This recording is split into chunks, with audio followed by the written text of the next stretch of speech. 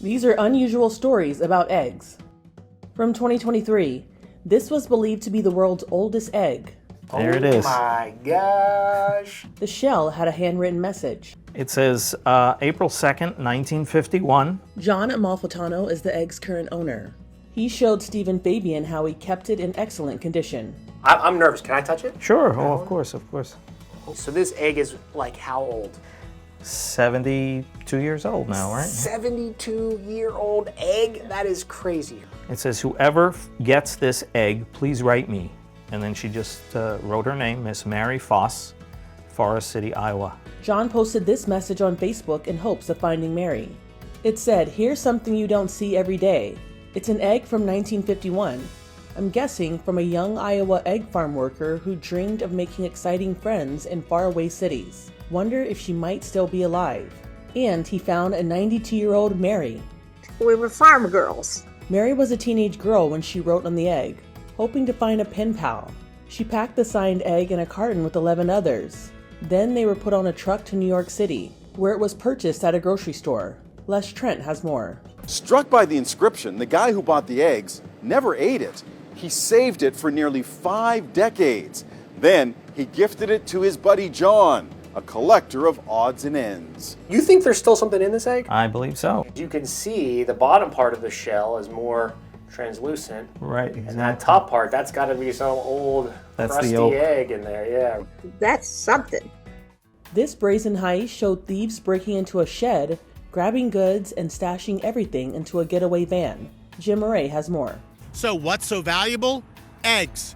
Thieves made off with 540 eggs. It's happening as bird flu cases surge, sending egg supplies plummeting and egg prices soaring.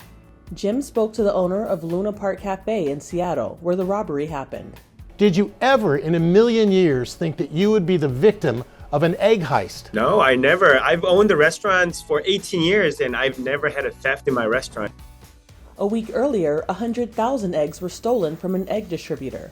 Les Trent has more. The egg heist took place at an egg distribution center in Franklin County, Pennsylvania. The eggs were stolen from the back of a trailer, and the entire haul is said to be worth $40,000. The eggs came from Pete and Jerry's, a brand sold in supermarkets across the USA.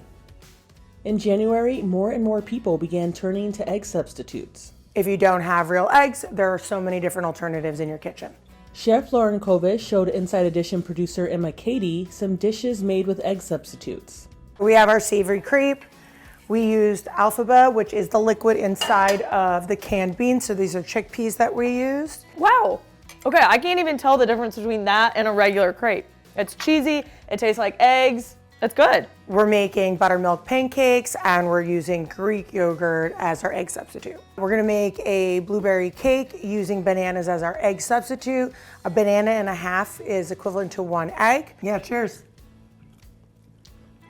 That's good. The blueberries are sweet on top. It's as spongy, dense, cakey as a normal cake. Yeah. People are looking for other options. So they go to either things like liquid-based eggs, they go to things like flax seeds or applesauce. It's 10:15, 15 minutes after opening.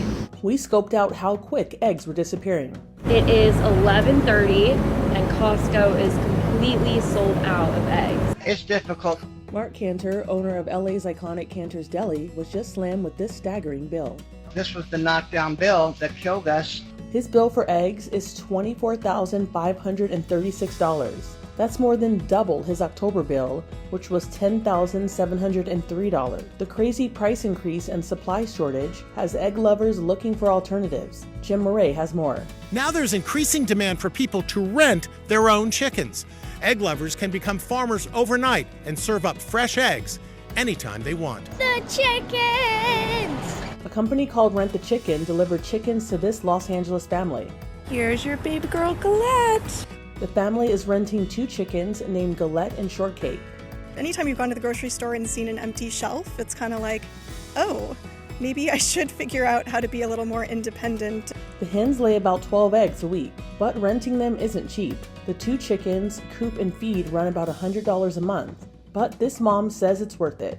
When you give neighbors eggs, it's like giving away gold now. Oh yeah, I mean, I say, oh, this was laid this morning, and you know, it might still be warm, and everyone's like, ah! Are you finding more and more people now, because of supply or because of cost, want to have their own chickens?